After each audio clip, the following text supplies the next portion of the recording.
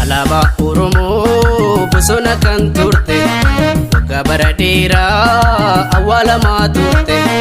Faajjii Oromoo bosona kan turte, anaa dhufu jedhaa baga nagaan dhufte. Anaa dhufu jedhaa baga nagaan dhufte. Alaabaa Oromoo bosona kan turte, waggaa bara dheeraa awwaalamaa turte. Faajjii Oromoo bosona kan turte, anaa dhufu jedhaa baga nagaan dhufte.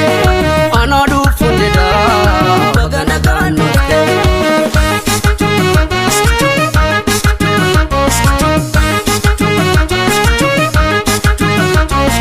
Qabsaa'onni keenya hedduudha turanii, lubbuu deebii hin qabne alaabaa filatanii. Abdii bilisummaa diigamaa garsanii, ol si kaasuuf jecha rasaasaan dhumanii. Arras ilmaan kee abiddaan dhumanii. Ol si kaasuuf jecha rasaasaan dhumanii. Arras ilmaan kee abiddaan dhumanii. Kutuwwan Oromoo qawwaamee hin qabne isaa alaabaa Oromoo warreen ta'an aarsaa.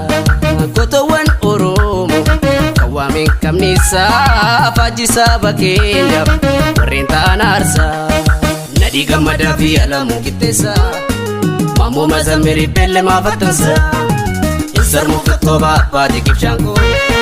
Ol si kaasuuf jecha nama tarrakoo, aarsaadhaan argamte simfaarsa alaabaa koo. Wareegaan argamte simfaarsa alaabaa koo.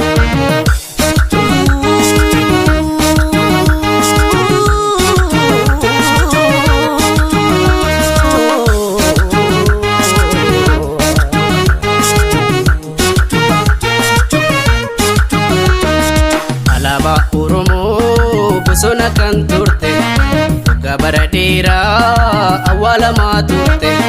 Faajjii Oromoo bosona kan turte, anaa dhufu jedhaa baga nagaan dhufte.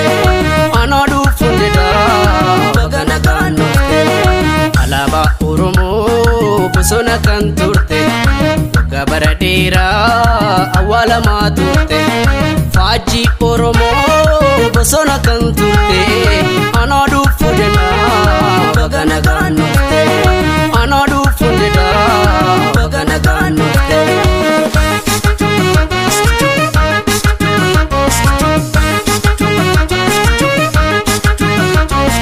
Alaabaa Oromoo ibsituu dukkanaa, gaafa si dhaabbannee gabrummaa dhabaanaa. Hiree keenya baanaa dirqama fuudhannee, warri kaayyoo sabaa biqilee guddannee. Goota hedduu qabnaa kan Rabbi nuuf kenne, warri kaayyoo sabaa biqilee guddannee. Goota hedduu qabnaa kan Rabbi nuuf kenne. Gidduu magariisa waggaa lamaan diimtuu, urtuu nurjii booda anurri kee biiftuu. Gidduu magariisa waggaa lamaan diimtuu, urtuu nurjii booda anurri kee biiftuu. Guddisoo Seemulee kan jaarraa Abbaa Gadaa, Laggasaa Wagii fi Tasfaa'uun Camadaa, Hajji Adaamisaa Dobleenchaa Waaqoo guutuu. Ol si kaasuuf jecha wareegama martuu, ani si fanfalmaa lubbuun koo haa baatu. Yoomuu si fanfalmaa lubbuun koo haa baatu.